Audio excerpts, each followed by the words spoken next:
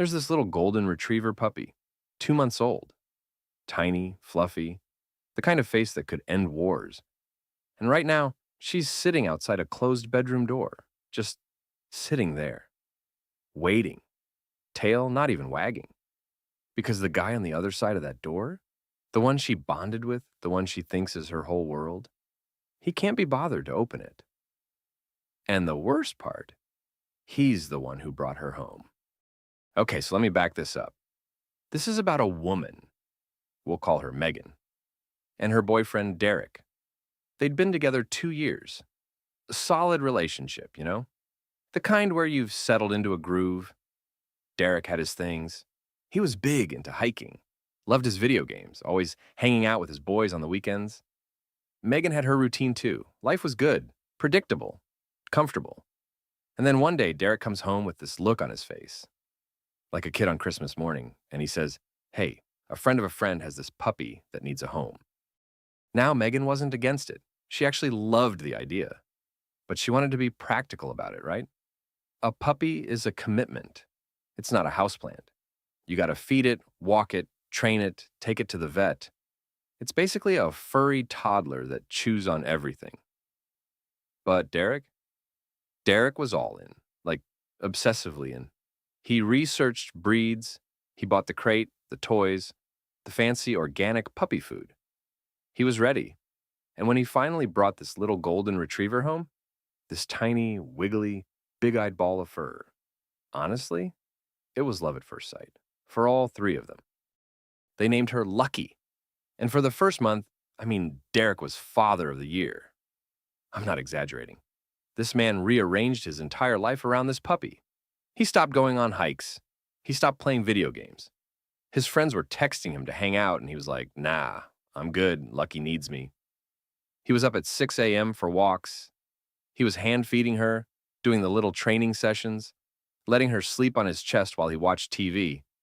It was actually kind of adorable. Megan said it felt like the three of them had this tight little bond, like they were a little family. And Lucky? She was thriving. Hyperactive little speed demon, bouncing off the walls, tail going a million miles an hour. And then something shifted. It wasn't dramatic. There was no big fight, no moment where everything changed. It was more like a slow fade. About 2 weeks ago, Derek just stopped. Stopped getting up for the morning walks. Stopped filling her food bowl. Stopped playing with her. Stopped caring. Like someone flipped a switch and the guy who had been obsessed with this puppy just wasn't anymore. So guess who picks up the slack? Megan. Every single day now, she's the one dragging herself out of bed to feed Lucky. She's the one taking her outside. She's the one doing the walks, the playtime, making sure this puppy is actually, alive and healthy. And look, Megan loves this dog. She does. But here's the thing she keeps coming back to. She didn't sign up for this. Derek adopted Lucky. Derek made that commitment. Derek looked at this tiny, helpless creature and said, "Yeah, I'll take care of you." And now he's just not. But here's what really breaks my heart about this whole thing. And honestly, this is the part that made me angry. Lucky doesn't want Megan. She tolerates Megan. She'll let Megan feed her, walk her, whatever. But every chance she gets, she goes looking for Derek. She'll trot down the hallway, scratch at his door, try to curl up next to him on the couch. Because in her little puppy brain, that's her person. That's the guy who held her every day for a month straight. That's who she imprinted on. And what does Derek do when this little dog comes looking for the only dad she's ever known? He brushes her off, just kind of nudges her away like she's bothering him. I want you to picture that for a second. Imagine you're 2 months old. You don't understand anything about the world except that there's this one person who feeds you, holds you, plays with you every single day. That person is your world. And then one day they just stop. No warning, no explanation. They won't even look at you. You keep going back because what else do you know? And every time they push you away. That's what's happening to Lucky.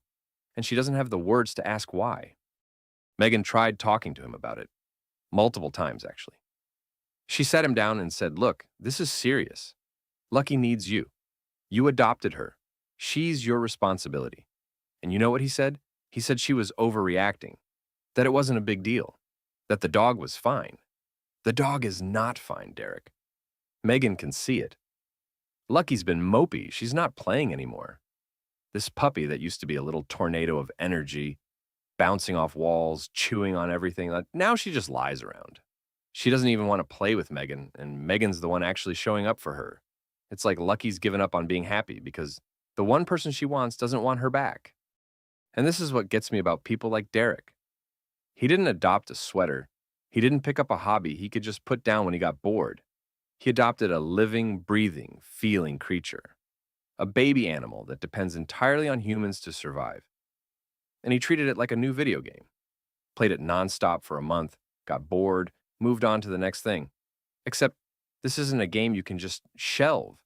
This is a life. A tiny little life that trusted him completely. Now, Megan's stuck in this impossible spot, right? Because she loves Lucky. She genuinely does. But she also knows that Lucky didn't imprint on her. Lucky imprinted on Derek. So even if Megan gives this dog 100% of her attention, 100% of her love, it's not what Lucky wants. Lucky wants Derek. And Megan can't force Derek to care. She's tried. She's had the conversations. He just shrugs it off. So what do you do? What do you actually do when someone you love just decides to stop loving something they promised to take care of? And I know some people are going to say, just rehome the dog. Find Lucky a better family. And yeah, okay, maybe that's the practical answer. But think about it from Lucky's perspective for a second.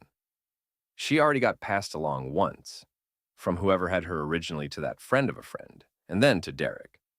Now she's 2 months old, and she's already been through more change than most dogs see in a lifetime. You rehome her again, and what message does that send? That she's disposable? That people just pick her up and put her down whenever they feel like it? Megan doesn't want to do that to her. She doesn't want Lucky to be abandoned by another person. But here's the thing that Megan hasn't said out loud yet, and I think she knows it deep down. This isn't just about a puppy. This is a preview. This is Derek showing her exactly who he is when something stops being fun and starts being work. Because that's what happened, right? The novelty wore off. The cute little puppy phase turned into actual responsibility. The early mornings, the consistent feeding, the attention, the effort. And the second it wasn't exciting anymore, he checked out.